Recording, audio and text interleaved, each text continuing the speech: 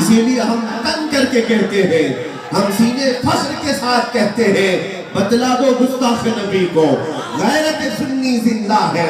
बतला दो गुस्ताख नबी को गैरत सुन्नी जिंदा है। उनके नाम पे मर मिटने का जज्बा कल भी था और आज मेरे नबी से मेरा रिश्ता।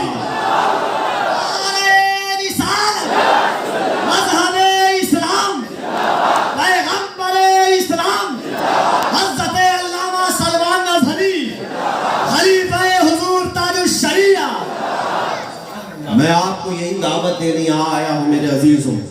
मुझे सुनने वाले बड़ी जिम्मेदारी से सुने। मैं हंसी मजाक और लतीफे चुटकुले सुना कर जाने वाला नहीं, और ना ही मैं कोई पेशावर मुकर्रिर हूँ कि तुम्हें सुना करके कुछ पैसे वसूल करके चला जाऊँ। बात सिर्फ इतनी है और इतना पैगाम देना चाहता हूँ कि जो भी जिंदगी गुजर गई, हो सकता है दुनिया ने अपनी रंगीनियों में तुम्हें घेर लिया हो, दुनिया ने तुम्हें अलग रास्ते पर डाल दिया हो। ख्वाब खरगोश से बेदार हो जाओ। बची हुई जिंदगी अगर काम में ला सकते हो, मेरे मुस्तफा के कदमों पे रखो। और ये जो दिल की धड़कनें बाकी हैं, लैला मजनू के किस्सों को खत्म करो। इन दिलों की धड़कनों को मुस्तफा करीम के लिए छोड़ दो। एक बार उनके हवाले करके देखो। मर भी जाओगे तो मेरे मुस्तफा करीम सल्लल्लाहु अलैहि वसल्लम की मोहब्बत तुम्हें मरने नहीं देती।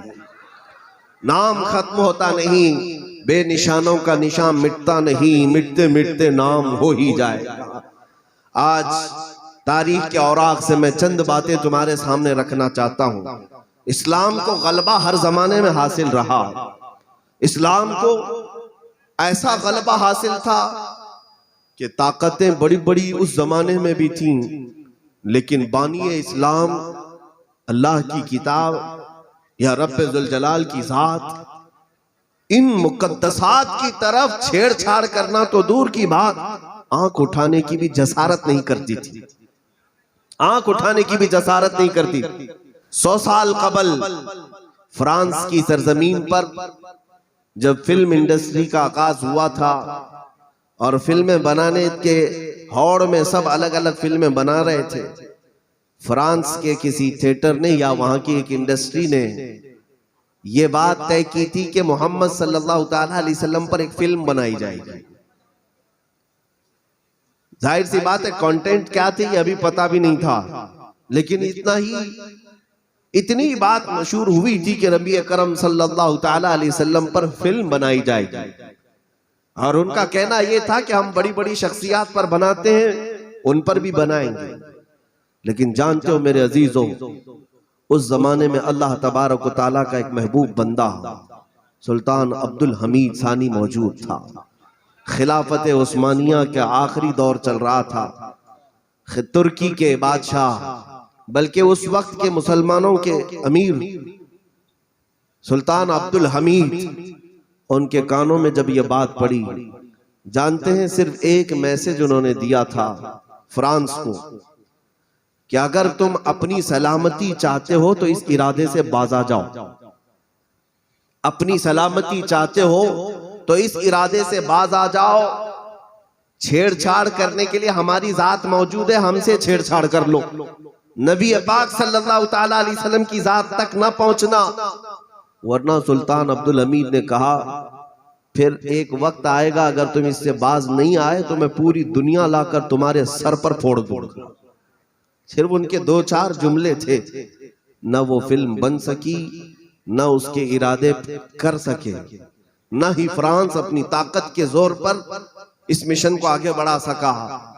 एक खलीफा था, एक सुल्तान था, उसकी बात में दम इतना था कि ताकतें अपने इरादों को पीछे कर लिया करती। आज कहने को 57 मुल्क इस्लामी के हैं, उसमें बड़े बड़े अरब देश भी मौजूद हैं। लंबे चौड़े जुब्बे कुब्बे और पहन करके लोगों में अपने मलिक होने का और बादशाह होने का ऐलान तो करते हैं, लेकिन तुफ है और लानत है उन बादशाहों की जिंदगियों पर जिनके होते हुए आज पूरी दुनिया मेरे मुस्तफा करीम की गुस्ताखियों पर तुली हुई है, और किसी की तरफ से कोई स्टेटमेंट नहीं आता और कोई बात नहीं आती। ये तबाही का वक्त है मेरे अजीजों, थोड़ा इंतजार करना, देखना कि रब्बे जुल जलाल जिस तरह से बादशाहत अता करता है, इसी तरह बादशाहत को सल्ब भी फरमाता है। बादशाह से फकीर बनने में वक्त भी नहीं लगेगा। जिनको अल्लाह ताला ने मनसब और ताकत दिया था वो नबी पाक की बरकत से दिया था, हुजूर पाक सल्लल्लाहु ताला अलैहि वसल्लम के सदक़े में दिया। लेकिन उन्होंने अपने नबी पाक की इज्जत पर और उनकी अजमत पर आए हुए हमलों का कहीं से कोई जवाब नहीं दिया। इक्का दुक्का को छोड़कर फिर इनका अंजाम बहुत सख्त होने वाला है। ये तबाही के दहाने पर जा रहे हैं। और आज लेटेस्ट जो बातें आपको नजर आ रही होंगी न्यूज में कि रशिया जंग करने पर तुला हुआ है और एक तरफ अमेरिका मनाने पर या इस जंग बंदी की ख्वाहिश पर तुला हुआ है। इसको यूं ही मत समझना कि दो मुल्कों की जंग है, एक बहुत बड़ी तबाही की ये निशानियां हैं। पूरी दुनिया में, पूरी दुनिया का मैदान गर्म हो जाएगा, पूरी दुनिया पर इन जंगों का असर होगा। और देखना इसी आग में झुलस जाएंगे वो सब जाली बादशाह जो सिर्फ और सिर्फ इस्लाम के नाम पर अब तक रोटियां तोड़ते रहे, सिक्के बटोरते रहे और मुसलमानों की गर्दनों पर हुकूमत करते रहे। इनके सवाल का वक्त करीब है, इनके सवाल का वक्त करीब है। फिर मैं बात कहूंगा, फिर अल्लाह रब्बुल इज्जत उसी को ताकत अता करेगा जो मेरे मुस्तफा के कदमों से आया हुआ होगा। फिर आएगा कोई सलाहुद्दीन अय्यूबी का सानी, फिर आएगा कोई शिहाबुद्दीन गौरी का जानशीन, फिर आएगा कोई शहीद टीपू सुल्तान का जानशीन वारिस। ये जमाने के जो हालात हैं, इससे मैं एक बात तुम्हें बताना चाहता हूं। अगर तुम्हें अल्लाह ताला ने जिंदगी दी है और हुजूर पाक सल्लल्लाहु ताला अलैहि वसल्लम के लिए वफादारी नहीं कर सके तो जो कुछ दिया गया था ये सब खत्म हो जाएगा। बड़ी बेइज्जती के साथ दुनिया से जाओगे, बड़ी जिल्लत के साथ दुनिया से जाओगे। लोग ये समझते हैं कि हुजूर पाक सल्लल्लाहु ताला अलैहि वसल्लम की इज्जत की बात आए, बोलना इसमें खतरे से खाली नहीं। मेरे अजीजों, मैं जानता हूं आज जिस तरह से हमें बोलना पड़ता है इन जालिम और इन कुत्तों के खिलाफ, जिनकी पुश्त पनाही में वक्त की हुकूमतें भी हैं, हमें पता है सारा डिपार्टमेंट उनकी हिफाजत में लगा हुआ है। इन चोरों के साथ हुकूमतें भी हैं जो नबी पाक की शान में भौंकती हैं। हमारे बोलने से होता क्या है सबको पता होगा, हमें भी पता है। ये हुकूमतें मुखालिफ, पुलिस मुखालिफ, नेता मुखालिफ, और कुछ लोग तो हमें ये भी मशवरे देते हैं कि क्या आप एक ही हैं जो ठेका लेकर बैठे इनके खिलाफ बोलने के लिए। मेरे अजीजों, मैंने इतनी बात समझ ली है, हुकूमत मुखालिफ होती है तो होने दो, सारी ताकतें मुखालिफ होती हैं तो होने दो। मुझे कब्र में न हुकूमत को जवाब देना है न सियासत को जवाब देना है। मेरा मतमह नजर मुस्तफ़ा का चेहरा मुबारक। अगर मेरा चांद सलामत तो पूरी कायनात सलामत। नबी पाक सल्लल्लाहु ताला अलैहि वसल्लम अगर राजी हैं तो फिर इस दुनिया से किस बात का डरना। मेरे मुर्शिद ताजुश शरिया रहमतुल्लाह ताला अलैह ने ये ऐलानन कहा था, मुझे क्या फिक्र हो अख्तर, मेरे यावर है वो यावर। मुझे क्या फिक्र हो अख्तर, मेरे यावर है वो यावर। बलाओं को जो मेरी खुद गिरफ्तार बला कर दे। और आला हजरत कहते हैं, खौफ ना रख रजा जरा, तू तो है अब्दे मुस्तफा। खौफ ना रख रजा जरा, तू तो है अब्दे मुस्तफा। तेरे लिए अमान है, तेरे लिए अमान है।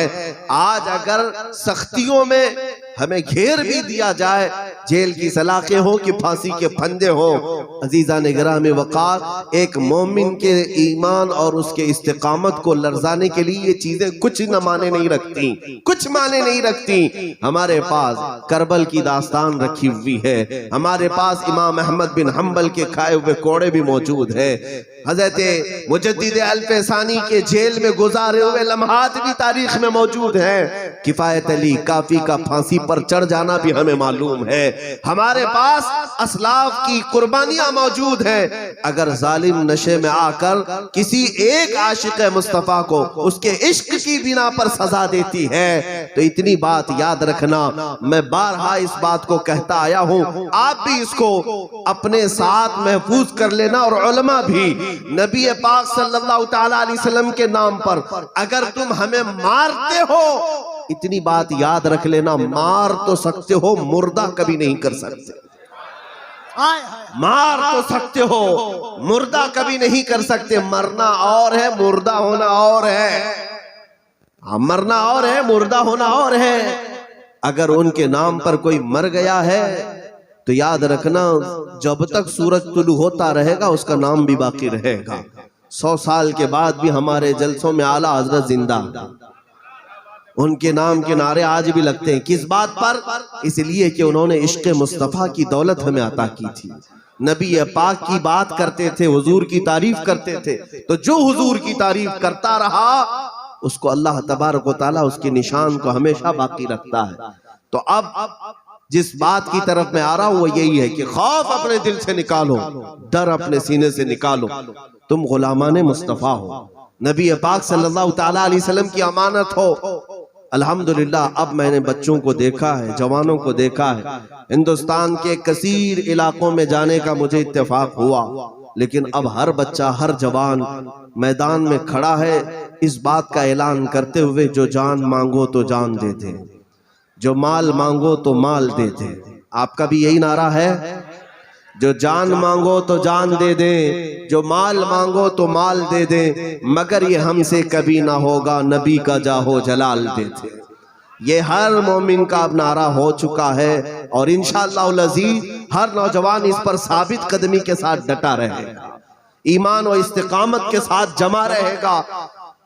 नबी पाक सल्लल्लाहु तआला अलैहि वसल्लम की बात आती है, मैदान बद्र है, 313 निहत्ते सहाबा थे, लेकिन आपको पता है उन 313 की सफ में 2 बच्चे रोते हुए हुजूर के पास आए थे, जिनकी उम्र 13 और 15 साल के आसपास की है, 11 और 13 या 13 और 15 के आसपास की।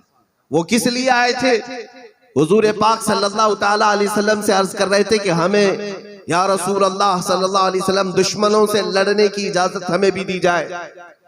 अल्लाह के नबी सल्लल्लाहु तआला अलैहि वसल्लम फरमाते हैं कि बच्चों पर जिहाद नहीं, बच्चों पर अभी ये फर्ज नहीं, तुम अपने घर आराम करो। लेकिन वो क्या जज्बा था, मैदान में उन बच्चों को ले आया और हुजूर से इजाजत लेने के लिए रोने लगे। और मेरे आका अनीसे बेकसा, वो चारा साजा दर्दमंदा, कब किसके आंसू को देख सकते थे। आप सल्लल्लाहु तआला अलैहि वसल्लम ने उन बच्चों से कहा, इन सफों में खड़े हो जाओ, अगर तुम्हारा शाना इन सहाबा के शाने से लग जाए तो तुम्हें जाने की इजाजत मिलेगी।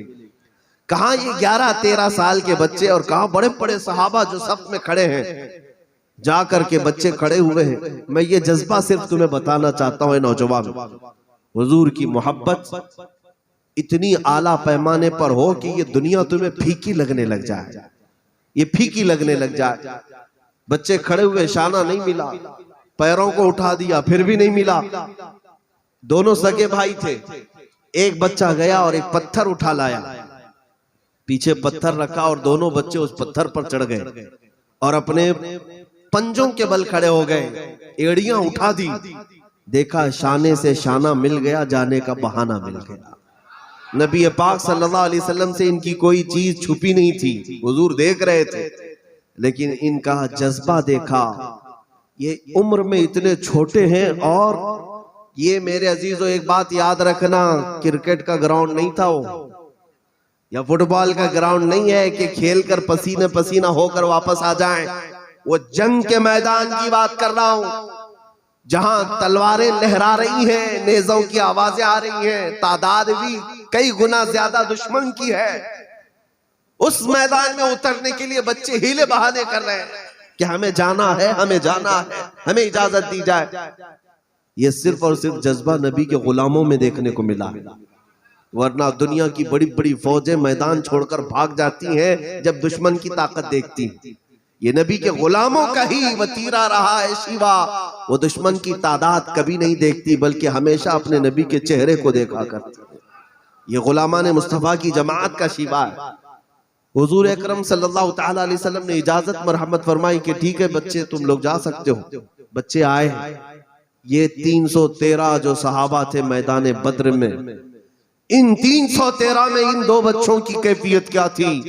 अब्दुर्रहमान बिन औफ रदी अल्लाह ताला अन्हु फरमाते, मैं गुजर रहा था, ये दो बच्चे मेरे पास आए और कहते कि चचा जान, अबू जहल किसका नाम है? ये जानते भी नहीं थे, लेकिन पूछ रहे किसका? अबू जहल किसका नाम है? इसी को तो शायर ने कहा था कि हुजूर पाक सल्लल्लाहु ताला अलैहि वसल्लम के गुलामों का हाल तो ये है, दीवान गाने इश्क मोहम्मद को देखकर घबरा गई है गर्दिशे दौरां कभी कभी। अक्सर इनके जो टारगेट हुआ करते थे वो बड़ी बड़ी ताकतों को हिला दिया करते थे।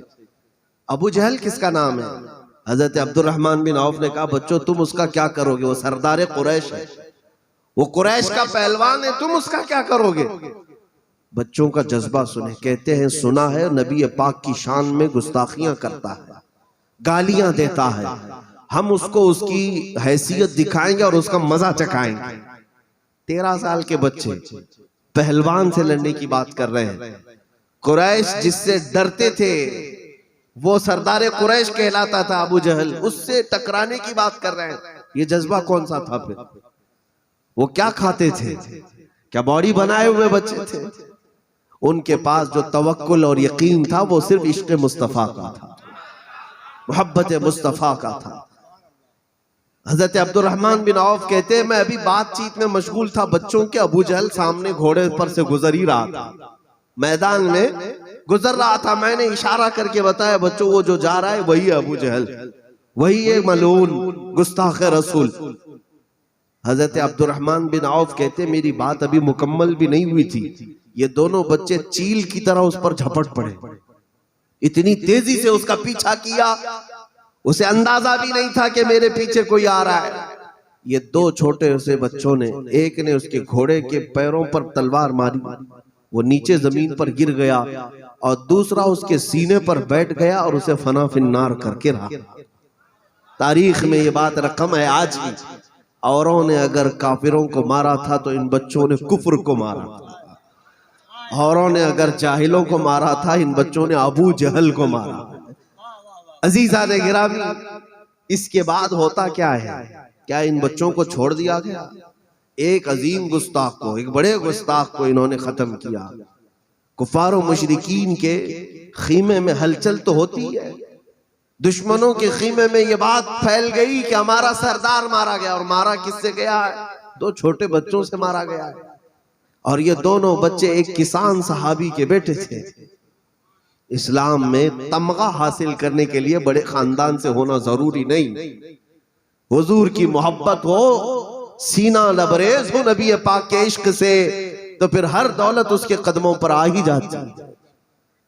ये बात जब फैली मक्का के उन दुश्मनों के दरमियान, तो दो पहलवान आए और इन दोनों छोटे बच्चों का पीछा किया। उनमें से जो दो बड़े साहबजादे थे हजरत मुआज, उनके कंधे पर तलवार मार दी जिससे उनका हाथ कट गया।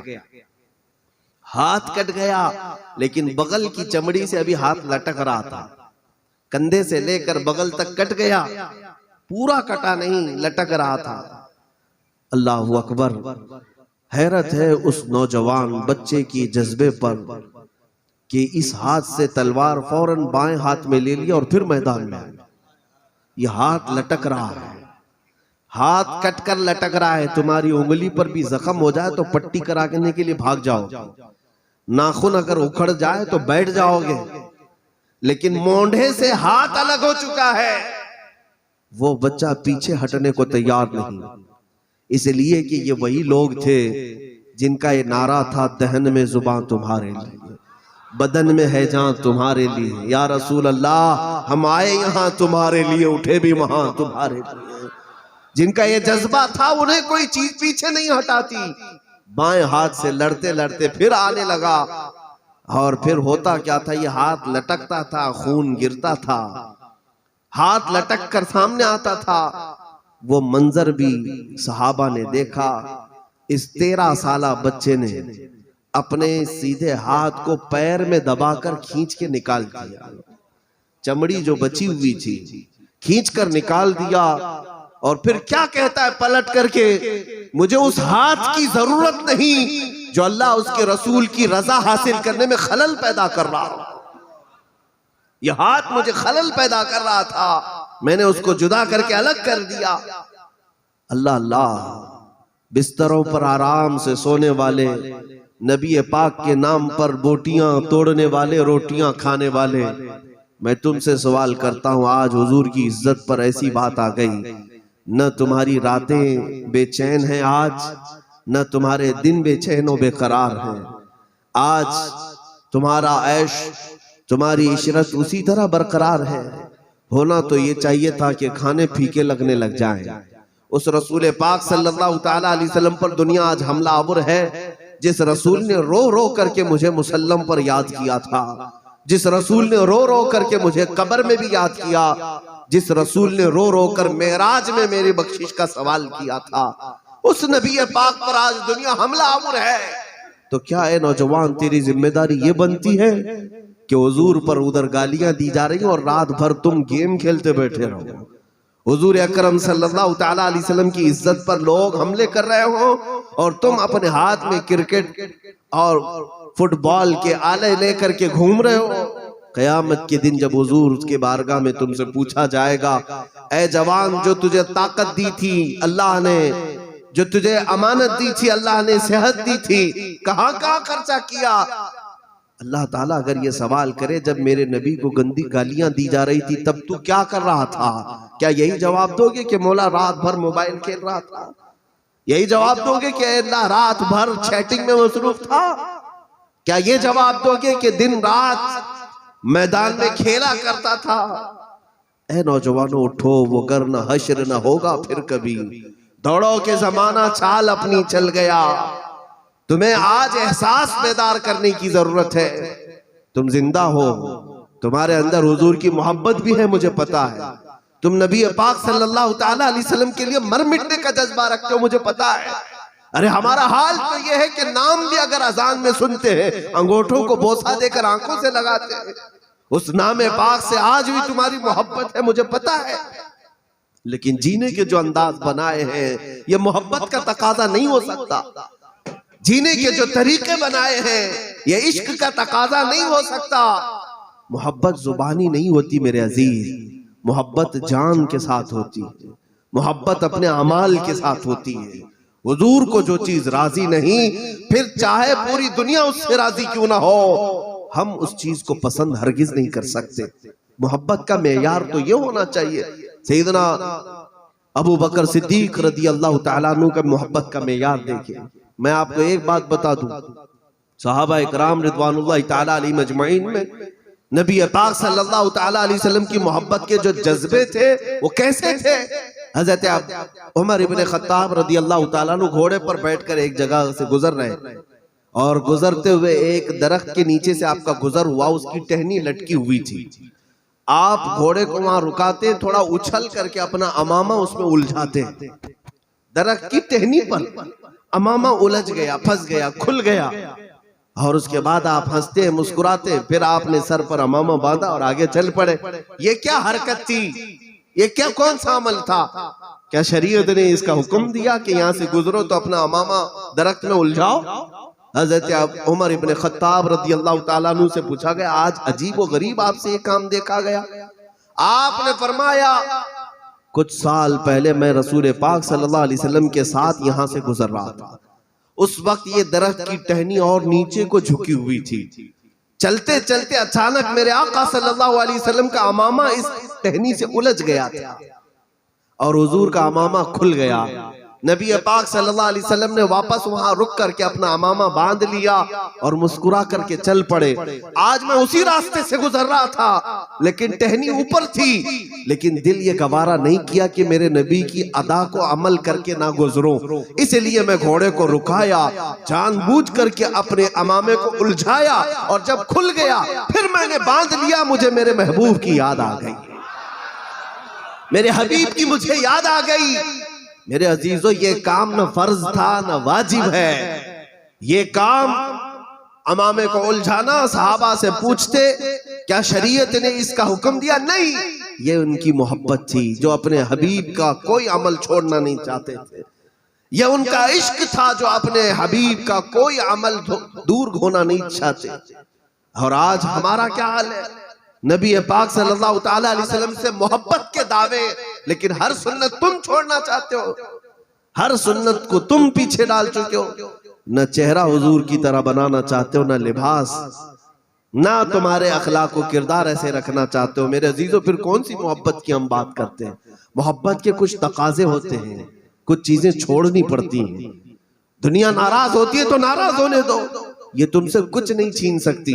अल्लाह ने तुम्हारा रिज्क तुम्हारे माँ के पेट में ही लिख करके भेजा है।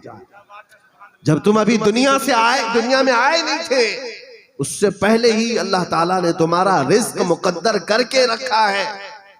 वो कहीं नहीं जाने वाला है। तुम्हारा रिज्क तुम्हें मिलकर रहेगा। लेकिन हैरत की बात है कि कुछ नौजवान सिर्फ माल और दौलत के लिए या अपनी ख्वाहिशात नफसानिया के लिए अपने नबी पाक के अखलाक को छोड़कर दरिंदों के अखलाक को अपनाना पसंद कर रहे हैं। जाहिर सी बात है, जंगली बनना तुम्हें पसंद है। अरे कपड़े फाड़ करके पहन रहे हो, चोटियां रख रहे हो, बालियां पहन लिया, बंगड़ियां पहन लिया, ये कौन से अखलाक और किरदार पर चल पड़े? तुम्हें कौन अच्छा लगने लग गया? इधर से भी कपड़े फटे, उधर से भी कपड़े फटे, और कुछ तो आधे नंगे, ये तुम्हें अच्छे लगने लग गए? ये जंगली जिंदगी तुम्हें अच्छी लगने लगी? ये वो जिंदगी है जहां ये दुनिया तुम्हें हैवान बनाना चाहती है। हैवान, जहां अखलाक व किरदार का नाम ही नहीं है। जिना को फख्र के तौर पर देखा जाता है, और शराब आला लोगों की अलामत समझी जाती है, और जुआ पैसे वालों के निशान समझे जाते हैं। उस दुनिया में जाना चाहते हो तुम? ये वही तो दौर है जो मक्का वालों का था, जहां लोग औरतों की इज्जत के साथ ऐसे खेलते कि उन्हें अपनी माँ और बहनों का कभी ख्याल नहीं आता। ये वही मक्का तो था जहां बेटी पैदा होने पर गर्दन मरोड़ करके दफन कर दिया करते थे। वो हैवानी तो थे, इंसानियत ये काम नहीं कराती, हैवानी तो थे। आज उन्हीं किरदार की तरफ तुम्हें वापस ले जाने के लिए दुनिया पूरी एड़ी चोटी का जोर लगाती है। पूरी एड़ी चोटी का जोर तुम्हारे पीछे लगाया गया है कि तुम उसी हैवानियत के दौर में चले आओ, उसी हैवानियत के दौर में। ये गंदी चीजें तुम्हारे मोबाइल पर आज जिस तरह से मयस्सर है, किस लिए? कि रात भर तुम अपने अखलाक का कत्ल करते रहो, तुम्हारी आंखों की हया को मार डालते रहो। ये दुनिया ने आज मुट्ठी में तुम्हें जिना के सारे तरीके सिखाए, हर नंगापन तुम्हारे घर की चार दीवारी के अंदर पहुंचाया है। क्यों? इससे क्या है तुम्हें पता है? आज दुनिया पोर्नोग्राफी से कई हजार करोड़ की कीमत वसूल रही है, कमा रही है, सिर्फ और सिर्फ तुम्हें तबाह बर्बाद करने के लिए, तुम्हें शहवत परस्त बनाने के लिए, तुम्हें अखलाक सोज हरकतों का आमिल बनाने के लिए। पूरी दुनिया पैसों पर खेल रही है और तुमसे पैसे वसूल भी रही है, तुम्हें अंदाजा भी नहीं। ये जो चंद सांसें हैं अचानक उखड़ जाने वाली हैं। अल्लाह ना करे इन्हीं गंदगियों में मौजूद उन लम्हात में तुम्हारी मौत आ गई तो अल्लाह की बारगाह में इन्हीं हालतों में जाओ। आज तौबा कर लो और इस बात का अहद कर लो कि अब मैं जीऊंगा तो मेरे मुस्तफा की रजा के मुताबिक जीऊंगा, मेरे नबी जैसा पसंद करे मैं वैसा जीऊंगा। और जानते हो, मेरे आका की मोहब्बत आ जाए तो आदमी इतना बेखौफ हो जाता है, निडर होता है।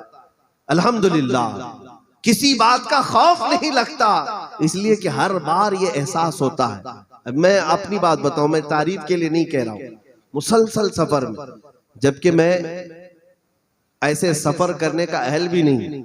मुझे डॉक्टर ने कहा था कि आधे घंटे से ज्यादा आप ना बैठे मेरे बैक पेन की वजह से, लेकिन आज 10-10 घंटे 12-12 घंटे बैठते हैं या सफर करते हैं। मैंने कभी ये तकलीफें महसूस नहीं की, इसलिए कि जब भी निकलता हूं हुजूर के नाम पर निकलता हूं। घर से अगर निकलना है तो यही नीयत है कि मेरे नबी पाक सल्लल्लाहु ताला अलैहि वसल्लम की मोहब्बतें चंद लोगों में बिखेर कर आ जाऊं। इसी रास्ते अगर मौत आ गई तो हुजूर की बारगाह में पहुंच ही तो जाएंगे। नबी पाक सल्लल्लाहु ताला अलैहि वसल्लम की मोहब्बत में निकले। मैं जो बात कह रहा था वो ये कि बहुत सारे डर और खौफ लोगों के जहन और दिमाग में होते हैं, हमें भी बताए जाते हैं कि ये इलाका ऐसा डेंजर है, फलां इलाका ऐसा सख्त है, आप इधर से सफर करेंगे ये तकलीफ हो सकती है, फलां जगह से जाएंगे ये तकलीफ हो सकती है। एहतियात अपनी जगह पर, तदबीरें अपनी जगह पर। लेकिन मैं आपको बताऊं, आज तक बिहम्दिल्लाह ताला कभी खौफ नहीं आता, इसलिए कि हर बार ये एहसास होता है कि हुजूर साथ है, हर बार ये एहसास होता है कि रसूल पाक सल्लल्लाहु ताला अलैहि वसल्लम साथ है, और अल्लाह तबारक व ताला की मदद जब तक है, मौला जब तक नहीं चाहेगा पूरी दुनिया मेरा एक बाल भी नहीं नोच सकेगी। और अगर अल्लाह को मंजूर है तो चींटी से भी मौत हो सकती है। लेकिन आपको मैं ये चीज देना चाहता हूँ, हुजूर सल्लल्लाहु ताला अलैहि वसल्लम के जब वफादार हो जाओगे, हर चीज का खौफ तुम्हारे दिल से निकलेगा। मैं तुम्हें एक बात बताता हूँ, मेरे मुर्शिदे गिरामी की बारगाह में बैठा और कुछ बातें चल रही थी मौत के मुतालिक। बादे मौत क्या होने वाला है, कब्रों के हालात कैसे होते हैं। जाहिर सी बात है, जब किसी बाअमल आलिम से सुनोगे तो रिक्कत तारी हो जाती है। हम हुजूर मेरे मुर्शिद के पास बैठे सुन रहे थे इन बातों को। आप ये कह रहे थे कि बड़े सख्त हालात होते हैं, कब्र हर एक को दबाती है, हर एक को दबाती है, दोनों दीवारें आकर उसको दबा जाती हैं। और तुम देखते हो कि किस तरह से हम कब्रों में लोगों को दफन करके आते, बहुत छोटी सी कब्र होती है, बंद करके आते, हाथ उठाए तो हाथ भी उसका नजर ना आए, इतना अंधेरा कब्र में होता है। एक सवाल हमने ये किया कि कैसे बर्दाश्त कर सकेगा आदमी, इतनी घुटन हो सकती है। बल्कि ये भी फरमाया गया 3 दिन के बाद उसकी नाक से उसके पेट का सामान बाहर आने लग जाता है, उसके मुंह से, और उसके कानों से उसका भेजा भी उबल करके बाहर आ जाता है। 8 दिन के बाद पेट फट जाता है, 40 दिन के अंदर उसके सारे आज़ा बिखर जाते हैं अलग अलग। तो हमने एक सवाल किया था कि ऐसे सख्त हालात हम कैसे बर्दाश्त कर पाएंगे कब्र में।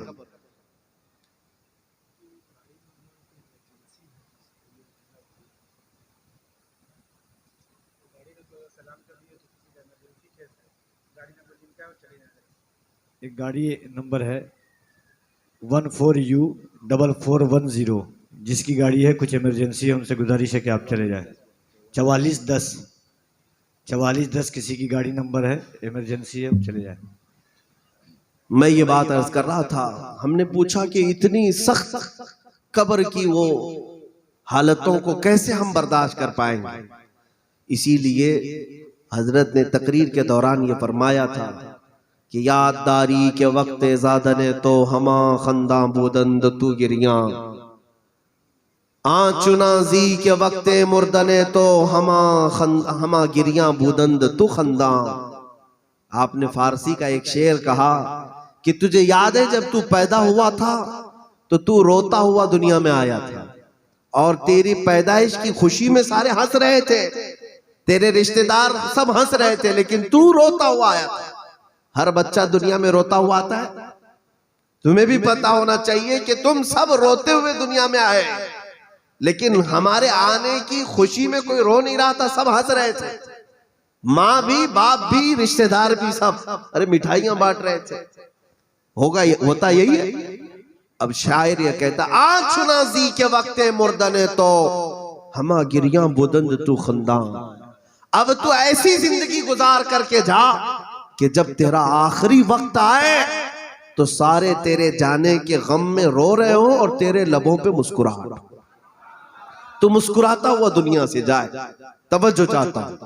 अब सवाल ये आता है कि मुस्कुराते कैसे जाएंगे? क्या ये हमारे इख्तियार में है, हमारे कंट्रोल में है? अरे आखिरी वक्त किस हालत में आने वाला है पता नहीं। मौत से पहले अक्सर का पेशाब पखाना निकल जाता है। मौत का दर्द इतना शिद्दत का होता है कि बीवी, बच्चे, भाई, बहन सब भूल जाता है। मरने वाला कोई नजर नहीं आता। एक कतरा पानी उसको एक नदी पानी के बराबर लगता है, एक समंदर के बराबर उसको लगता है, इतनी प्यास की शिद्दत। ऐसे हालत में हंसेगा कैसे, मुस्कुराते कैसे जाएगा? लेकिन बुजुर्गों ने कहा मुस्कुराते हुए दुनिया से जाओ। कैसे होगा? कौन जाएगा मुस्कुराते हुए? अपने कंट्रोल में नहीं, इख्तियार में नहीं।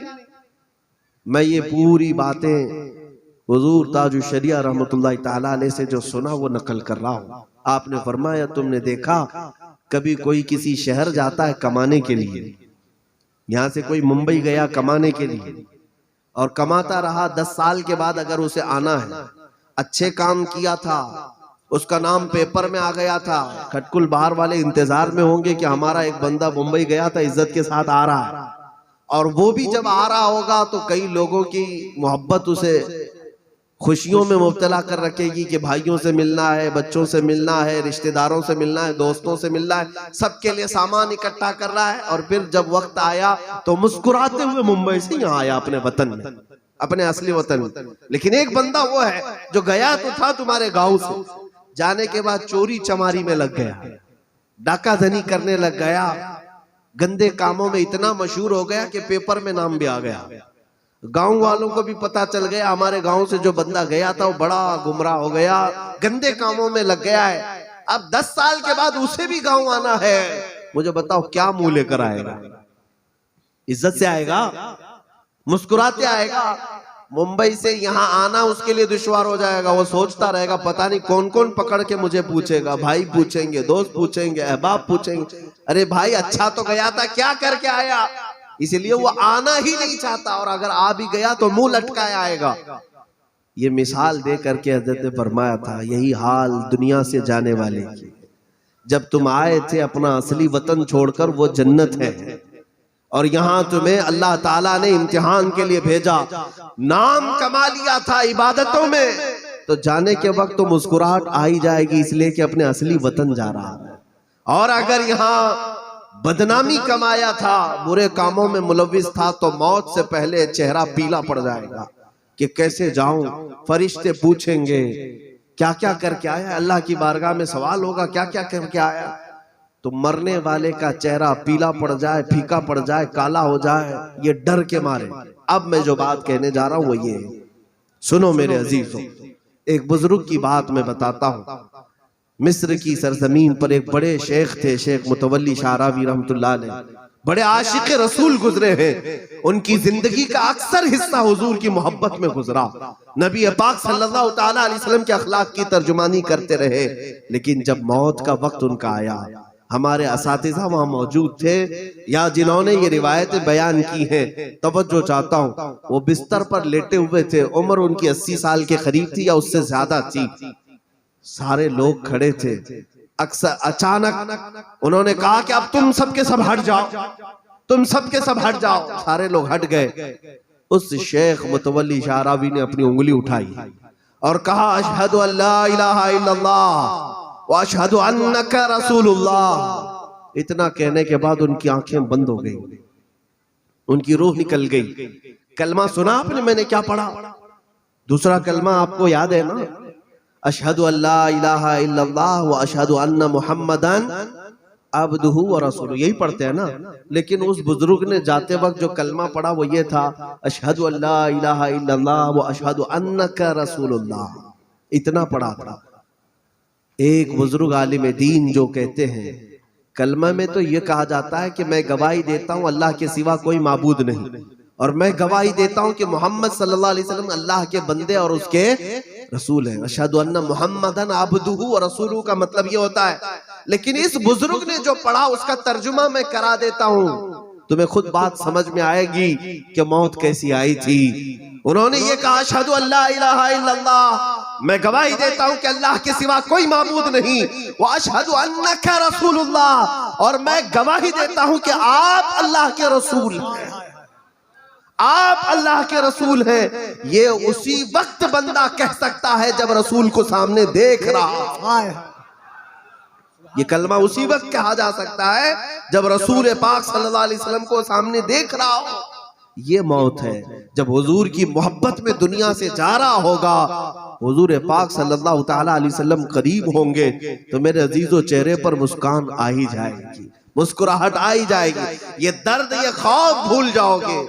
बात इतनी, इमाम आजम अबू हनीफा रहमतुल्लाह ताला अलैह से एक शख्स ने सवाल किया, कहा इमाम मैंने सुना है कि मौत अलग अलग अंदाज से आती है। मोमिन सालेह जो होता है उसकी मौत बड़ी आसानी से निकाली, रूह आसानी से निकाली जाती है, उसे तकलीफ नहीं होती। हालांकि निकालने वाला फरिश्ता एक ही है, मलकुल मौत इजराइल। और कुछ लोगों की रूह इतनी सख्त निकाली जाती है कि वो तड़प तड़प करके बेकरार हो जाते हैं, रूह नहीं निकलती। ऐसा है, क्यों है? इमाम आजम अबू हनीफा रहमतुल्लाह अलैह ने फरमाया, जा कुरान पाक सूरह यूसुफ पढ़ ले, तुझे पता चल जाएगा। सूरह यूसुफ पढ़ ले। वो बंदा गया, पूरे कुरान पाक में सूरह यूसुफ को पढ़ा, कहीं मौत का तस्करा नहीं आया कि मौत एक गुनहगार की ऐसी आती है, एक सालेह बंदे की ऐसी आती है, नहीं, जिक्र नहीं था। आप तवज्जो से सुन रहे हैं? तवज्जो। वक्त हो गया, मैं अपनी बात को खत्म करता हूं, लेकिन जो जिंदगी है मेरे अजीजों, तवज्जो से। इमाम आजम अबू हनीफा के पास वो शख्स आया, कहा मैं पूरा सूरह यूसुफ पढ़ा, मुझे तो ये बात नहीं नजर आई कि एक सालेह बंदे को, मोमिन को आसानी से रूह निकाली जाती है और गुनहगार की बहुत सख्ती से, ये तो कहीं नहीं मिला। आपने कहा फिर से पढ़ कर क्या? फिर पढ़ा, फिर आया, कहा नहीं मिला। कहा क्या पढ़ा सूरह यूसुफ में? कहा सूरह यूसुफ में यूसुफ और जुलेखा का किस्सा तो पढ़ा। कहाँ पढ़ा है? कहा उसमें क्या पढ़ा? कहा जुलेखा यूसुफ के हुस्न पर फिदा थी और लोग जब ताना देने लग गए तो जुलेखा ने एक दिन क्या किया, शहर की सारी औरतों को जमा किया और बड़ी बड़ी औरतों के हाथ में लीमू और चाकू दिया और कहा जब मैं कहूं तो इसे काट देना। और सारी औरतें हॉल में बैठी हुई, अचानक यूसुफ अलैहिस्सलाम को सजा सवार कर जुलेखा ले आई सारी औरतों के सामने। औरतें यूसुफ अलैहिस्सलाम को देखने में लग गई, पहली मर्तबा हुस्न यूसुफ को देखा, वो कमाल का हुस्न था, कमाल का हुस्न था। अल्लाह ताला ने जो हुस्न खूबसूरती दी थी यूसुफ अलैहिस्सलाम को, कमाल का था। औरतें देखने में ऐसे मसरूफ हुई कि जुलेखा ने ऑर्डर दिया लीमू काट दो। उन औरतों के हाथों से लीमू गिर गया, चारों उंगलियां कट गई। कुरान कहता है फलम्मा फक़त्तअना अयदियहुन्न, उन औरतों ने अपने हाथों को काट लिया। इसकी तफसीर में फरमाया चारों उंगलियां काट ली। जानबूझ करके कोई एक उंगली भी नहीं काट सकता, मदहोशी में होगा तभी कटी होंगी, मह होगा तभी कटी होंगी। अब हुस्ने यूसुफ को देखने में मह औरतें चार उंगलियां काट ली। जब यूसुफ अलैहिस्सलाम चले गए, उन्हें एहसास हुआ कि हमारी उंगलियां कटी हैं। ये वाकया तो सूरह यूसुफ में है, कुरान में है। उस शख्स ने कहा ये तो मैंने पढ़ा है। इमाम आजम अबू हनीफा रहमतुल्लाह अलैह फरमाते हैं कि बंदे क्या तुझे इस बात से इतना समझ नहीं आई, इतनी बात समझ नहीं आई कि यूसुफ अलैहिस्सलाम सामने हो तो चार उंगलियों के कटने का दर्द नहीं होता, और जिसके सामने मोहम्मदुर रसूलुल्लाह हो उसकी रूह निकलने का दर्द कैसे हो सकता है? नारे तकबीर, नारे रिसालत, अज़मते मुस्तफा, जमाले मुस्तफा, रिफाते मुस्तफा। मेरे अजीजों, हुजूर पाक सल्लल्लाहु तआला अलैहि वसल्लम की मोहब्बत ही है जो तुम्हें मौत के दर्द से भी आजाद करती है। अब अगर जीना है तो मौत के डर से मत जियो, इसलिए कि नबी पाक के लिए जान रखी गई है। जिस दिन ये जानी है, मलकुल मौत से पहले मेरे मुस्तफा जरूर तशरीफ लाए। नबी पाक सल्लल्लाहु तआला अलैहि वसल्लम की बारगाह में हमारी तमन्ना है। ये जरूरी नहीं हम हुजूर पर वाजिब नहीं करते कोई चीज, मेरे आका सल्लल्लाहु अलैहि वसल्लम की बारगाह में हम तमन्ना ही ये रखते हैं, मेरे आका आओ कि मुद्दत हुई है तेरी राह में आँखियां बिछाते बिछाते। सुना है आप हर आशिक के घर तशरीफ लाते हैं, मेरे घर में भी हो जाए चरागां या रसूल अल्लाह। ऐ सुन्नी मुसलमानों, नबी पाक सल्लल्लाहु तआला अलैहि वसल्लम से जो तुम्हारा लगाव जितना बढ़ेगा, दुनिया का खौफ उतना ही तुम्हारे सीने से दूर होगा। दुनिया का खौफ तो दुनिया का खौफ है, कब्र की तारीकी से भी आजाद हो जाओगे। मैं जो बात अर्ज कर रहा था, मुर्शिद गिरामी ने फरमाया कब्र में जाने से खौफ मत करना, डरना मत, इसलिए कि हो सकता है मरने के वक्त तुम्हें एहसास हो बच्चों को छोड़ जा रहा हूँ, जायदाद छोड़ जा रहा हूँ, माँ बाप भाई बहन सब छोड़ जा रहा हूँ, लेकिन ए बंदे जाने के वक्त तुझे एहसास होना इस दुनिया से बहुत अच्छी दुनिया में जा रहा हूँ, वहां जा रहा हूँ जहाँ सहाबा भी होंगे, गौसो ख्वाजा भी होंगे, आला हजरत भी होंगे और सब रसूलुल्लाह के दरबार में होंगे। मौला करीम ने अगर रहम फरमाया तो मुस्तफा के कदमों में जा रहा हो, ये तसव्वुर जिसका होगा मौत का डर उसके सीने में नहीं आएगा, कब्र का खौफ नहीं सताएगा। अजीजा ने गिरामी, सैयदना उमर इब्ने खत्ताब रज़ियल्लाहु ताला अन्हु मजलिस में बैठे, डर कैसे निकलता है मैं आपको बताऊं। खौफ कैसे जाता है सीने से, मैं आपको बताऊं। हुजूर अकरम सल्लल्लाहु ताला अलैहि वसल्लम कब्र के अहवाल सुना रहे थे। जब भी कोई इंतकाल कर जाए और उसे दफन करके लोग आ जाते हैं, कब्र बंद कर दी जाती है। तुम अभी 40 कदम दूर जा चुके होंगे, अल्लाह के 2 फरिश्ते कब्र में आते हैं। यह हदीस पाक में रसूल करीम सल्लल्लाहु अलैहि वसल्लम फरमा रहे कि 2 फरिश्ते आते हैं जिनकी नीली आंखें होंगी, काला चेहरा होगा, भयानक सूरत होगी, दांतों से जमीन फाड़ते हुए आएंगे, मुर्दे को उठाएंगे और सवालात करेंगे, तेरा रब कौन है, तेरा दीन क्या है, तू हुजूर के बारे में क्या कहता था। ये सवालात करने के लिए फरिश्ते कब्र में आएंगे। हुजूर ने ये कब्र के हालात सुनाने के बाद उमर इब्ने खत्ताब से पूछा, ऐ उमर, जब तुम कब्र में जाओगे और फरिश्ते आएंगे तो क्या कहोगे, क्या जवाब दोगे? तवज्जो चाहता हूं, डर तो हर एक को है कि इतनी भयानक सूरत में फरिश्ते आते हैं तो क्या होगा। हजरत उमर ने क्या कहा सुनते हो? अर्ज किया, या रसूल अल्लाह सल्लल्लाहु अलैहि वसल्लम, कब्र के हालात बात के मैं आपसे एक अरीजा ये करना चाहता हूँ, पूछना चाहता हूँ। हुजूर ने फरमाया, पूछो, क्या पूछना चाहते हो? उमर इब्ने खत्ताब ने कहा, या रसूल अल्लाह, आज जो मैं आपसे मोहब्बत करता हूँ, क्या ये मोहब्बत मरने के बाद कब्र में भी मेरे साथ होगी? सवाल भी किया। आज जितनी मैं मोहब्बत करता हूं, क्या यह मोहब्बत कब्र में भी रहेगी? नबी पाक सल्लल्लाहु अलैहि वसल्लम ने मुस्कुरा कर कहा, उमर, दुनिया की मोहब्बतें मौत तक रह सकती हैं, मुझसे जो मोहब्बत करता है उसकी हश्र तक भी कायम रहेगी, कब्र में भी रहेगी तकबीर और हश्र में भी रहेगी। नबी पाक सल्लल्लाहु ताला अलैहि वसल्लम के इस फरमान के बाद अब जवाब क्या आता है सुनो। उमर से पूछा, तुम क्या जवाब दोगे, कब्र में फरिश्ते आएंगे? हजरत उमर खुशी से कहते हैं, या रसूल अल्लाह, कब्र में भी अगर आपकी मोहब्बत बाकी रहेगी तो फिर ये मामला मुझे छोड़ दे, मैं खुद ही निपट लूंगा कि मुनकर नकीर को क्या कहना।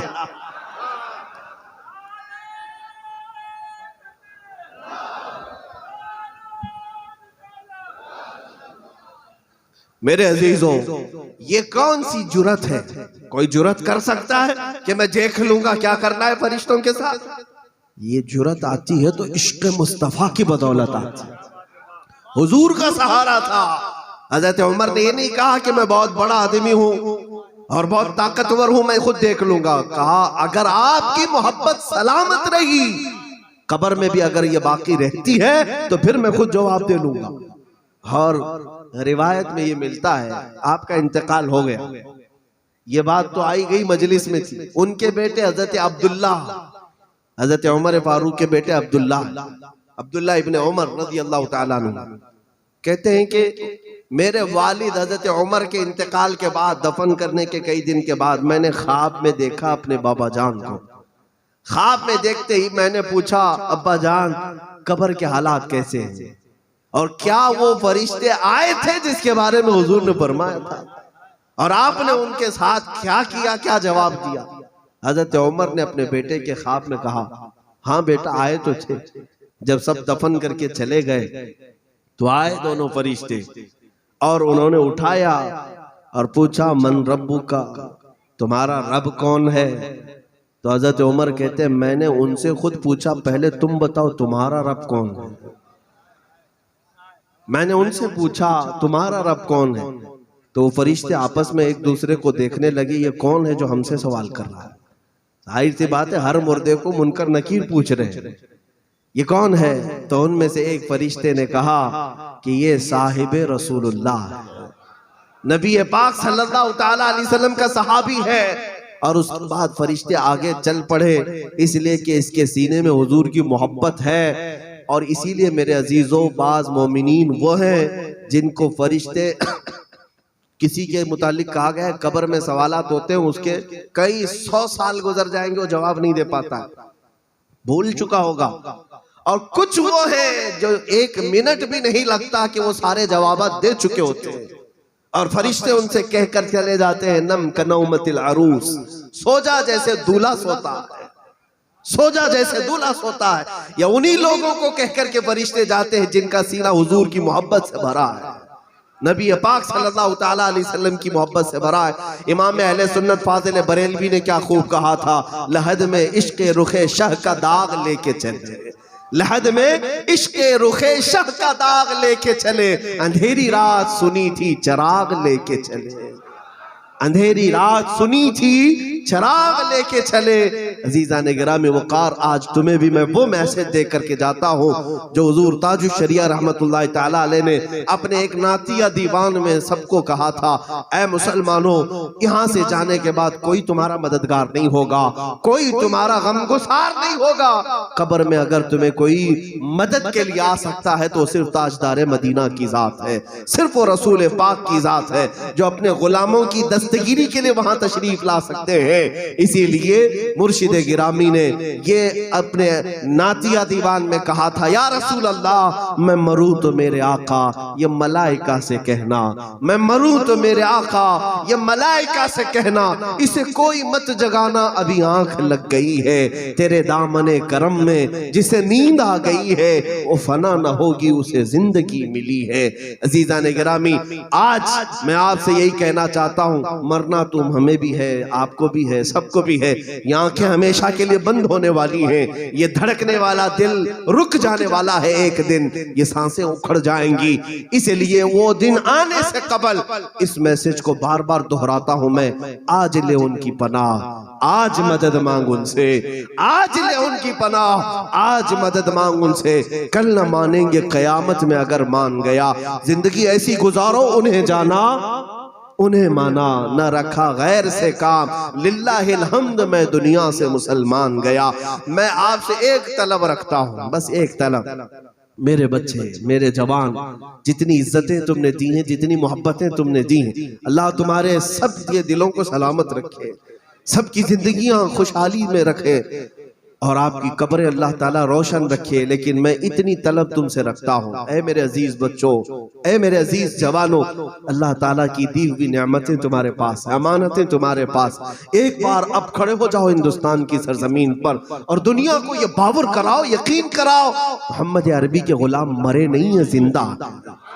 नबी पाक सल्लल्लाहु ताला अलैहि वसल्लम के गुलाम जिंदा है और उनके अखलाक और किरदार का परचम लेकर हर गली कूचे में जाएंगे और अब जीने का सलीका दुनिया को बताएंगे। जिएंगे तो मुस्तफा के तरीके पर जिएंगे और फिर हर एक से ये कहेंगे, लब्बैक या रसूल अल्लाह, लब्बैक या रसूल अल्लाह। ये नारा सिर्फ और सिर्फ ये नहीं है कि मजमे को गर्म करने के लिए, इसका माना ये होता है, ऐ अल्लाह के रसूल में हाजिर हो, ऐ अल्लाह के रसूल में हाजिर हो। जो ये नारा लगाता है उसे एहसास होना चाहिए कि वो अपने नबी से कह रहा है, वो अपने आका से कह रहा है, आका मैं हाजिर हूँ, आका मैं हाजिर हूँ। तो याद रखना, उनकी बारगाह में हाजिर होने का नारा लगा रहे हो तो किस शक्ल के साथ हाजिर हो रहे हो, किस अमल के साथ हाजिर हो रहे हो, कौन से अखलाक के साथ हाजिर हो रहे हो। बड़ी जिम्मेदारी के साथ कहना, या रसूल अल्लाह मैं हाजिर हूँ, वरना होगा ये कि तुम कहाँ जी रहे थे और अचानक मजमे में उठ करके कहने लगे, या रसूल अल्लाह मैं हाजिर हूँ। नहीं मेरे अजीजों, आज एक आलिम से भी कोई मिलने आता है तो वजू कर लेता है, चेहरा धो लेता है, कपड़े पहन लेता है अच्छे, और उसके बाद जाकर के मिलता है। वो तो रसूलुल्लाह की बारगाह है, आकाए कौनैन की बारगाह है। नफस गुम करदा मी आयत जुनेदो बायजीदीन जा, ये वो मकाम है जहां जुनेद बगदादी, बायजीद बुस्तामी भी आते थे तो सांसों को भी रोक लिया करते थे, सांसों को रोक लिया करते थे कि निकलने वाली सांस से मेरे आका की बेअदबी ना होने पाए। आज मैं तुमसे कह रहा हूं, अगर लब्बैक या रसूल अल्लाह कहते हो, हुजूर की बारगाह में हाजिरी की बात करते हो, तो एक बार अपने ऊपर नजर डाल लेना। शर्मिंदगी आएगी अपने गुनाहों से, लेकिन मायूस ना होना, उनके दरबार से दूर ना जाना, बल्कि फिर आकर के कहना, या रसूल अल्लाह बद है तो आपके, भले हैं तो आपके, बद है तो आपके, भले हैं तो आपके, टुकड़ों पे यही के पले हैं, रुख किधर करें, तुमसे जो मुंह छुपाएं तो करें किसके सामने, तुमसे जो मुंह छुपाएं तो करें किसके सामने। या रसूल अल्लाह, क्या और किसी से तवक्को नजर की है? आप है मेरे आका सरकार, हम कमीनों के अतवार पर न जाएं। हुजूर की बारगाह में आकर इतना अर्ज करना, अपने अखलाक बुरे हैं, किरदार बुरे हैं, लेकिन खड़े हो जाओ और जब लब्बैक कहते हो, हुजूर की बारगाह में भीख मांगते हुए कहना, क्या अगर इस्लाह भी होगी तो वहीं से होगी, सरकार हम कमीनों के अतवार पर न जाएं, आका हुजूर अपने करम पर नजर करे। मैं मुजरिम हूँ आका मुझे साथ ले लो। या रसूल अल्लाह मैं मुजरिम हूँ आका मुझे साथ ले लो। कि रस्ते में है जा बजा थाने वाले, चमक तुझसे पाते हैं सब पाने वाले।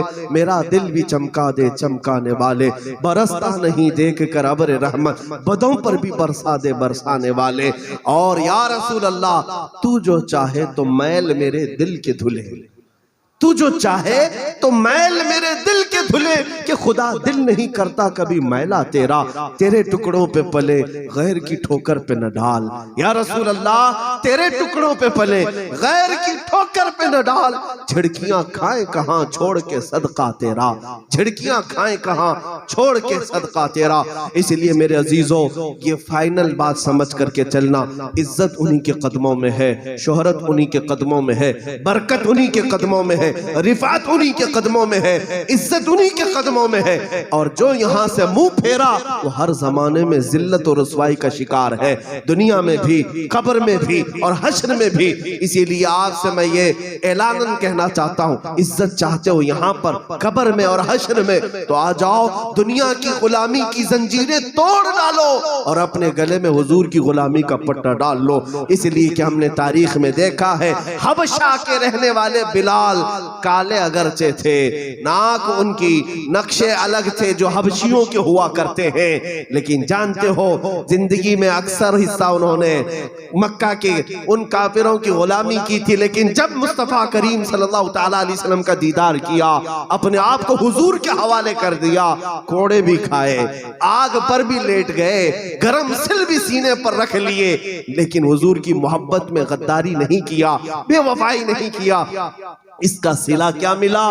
6 साल के बाद हुजूर सल्लल्लाहु तआला अलैहि वसल्लम जब मक्का तशरीफ लाए तो दुनिया देख रही थी वही गुलाम बिलाल जो काले थे, हबशा के थे, जिन्हें मक्का वाले कोड़े मारते थे, पैरों में रस्सियां बांधकर गलियों में खींचते थे। लेकिन आज रसूल के गुलामों के साथ आ रहा है, मक्का फतह हो चुका। मेरे मुस्तफा ने पहली अजान देने के लिए, पहली अजान देने के लिए मक्का में अगर किसी को काबे की छत पर चढ़ाया था तो वो बिलाल हबशी को चढ़ाया था, ताकि दुनिया ये देखे कि जो नबी की गुलामी में आ जाता है मौला उसे काबे की छत पर भी चढ़ा देता है।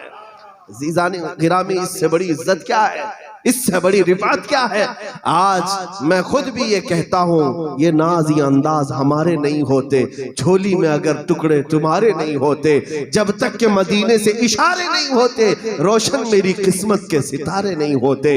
आज दुनिया मुझे अगर मोहब्बत की निगाह से देखती है या आप मुझे पलके बिछाकर इस्तकबाल करते हो तो इसलिए नहीं कि मैं किसी बड़े बाप का बेटा हूँ, इसलिए आज दुनिया इज्जत देती है। जब तक बिके न थे तो कोई पूछता न था। या रसूल अल्लाह तुमने खरीद कर हमें अनमोल कर दिया। बात इतनी सी है, बिक जाओ बाजारे नबी में, बेदाम ही बिक जाइए बाजारे नबी में, इस शान के सौदे में खसारे नहीं होते।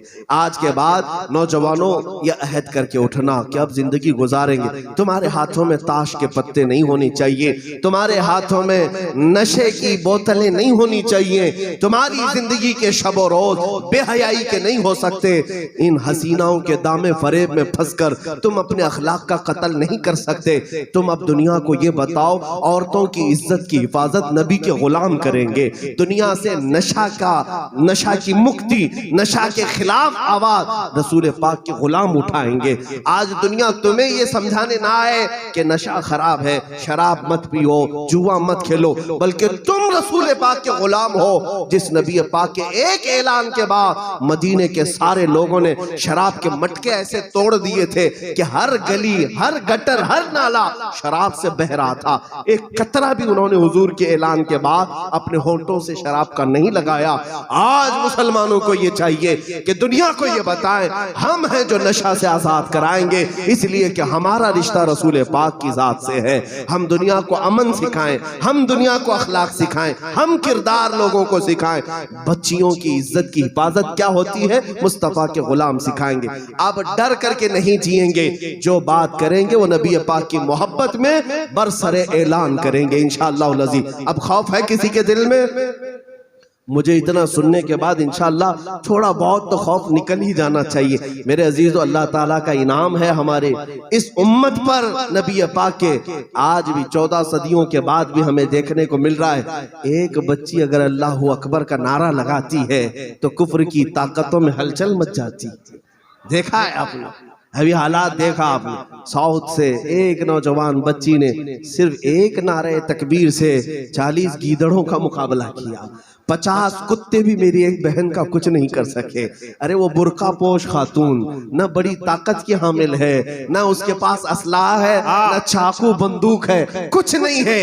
50 कुत्ते भौंकते भौंकते करीब तो गए, सिर्फ नारे तकबीर में इतनी असर है, इतनी ताकत है कि किसी का पांव आगे न बढ़ सका। इसीलिए इकबाल ने बहुत पहले कहा था, कुफ्र दम तोड़ देगा टूटी हुई शमशीर के साथ, कुफ्र दम तोड़ देगा टूटी हुई शमशीर के साथ, गर तुम निकल आ जाओ एक बार नारे तकबीर के साथ। नारे तकबीर, नारे रिसालत, तहफ्फुज़े नामुसे रिसालत कॉन्फ्रेंस, हजरत अल्लामा मौलाना मुफ्ती सलमान अजहरी साहब किबला, नारे तकबीर। अजीज़ान गिरामी, इस हौसले के साथ जिए अल्हम्दुलिल्लाह। अब बच्चों को भी यही तरबियत देना कि बेटा हर चीज में कंप्रोमाइज कर लेना, लेकिन नबी के इज्जत में कोई सौदेबाजी नहीं होगी, कोई समझौता नहीं होगा। इस्लाम के शायर को छोड़कर कोई समझौता नहीं होगा। बाज लोग हमसे कहते हैं दूसरों का भी दिल रख लिया करे, मैं कहता हूं मैं हर एक का दिल रखूंगा, लेकिन मेरा दीन छोड़ करके नहीं, मेरे नबी पाक की मोहब्बत छोड़ करके नहीं। हुजूर की तारीफ करे, मेरे दीन को हक तस्लीम करे, हर एक का दिल रखना हम जानते हैं, हर एक का दिल हम रखेंगे, चाहे वो किसी भी धर्म से ताल्लुक रखता हो। हम दिल रखते हैं, किसी को जबरदस्ती मारपीट करने की हमारी आदत भी नहीं, और ना ही हम ऐसा ऐलान करते हैं। लेकिन इतनी बात है कि अगर मेरे नबी पाक की शान में उंगली उठाओगे, इस्लाम के खिलाफ भौंकोगे या रब्बे जुल जलाल की जात पर बोलोगे, तो फिर हम जो जवाब बन सकता है वो जवाब जरूर देंगे। इसलिए कि हम ये जानते हैं कि दीन पर हमले होने के बाद, एक बुजुर्ग ने फरमाया था, जब तुम्हारी जान पर कुछ बन पड़े तो सदका दे करके जान बचा लेना।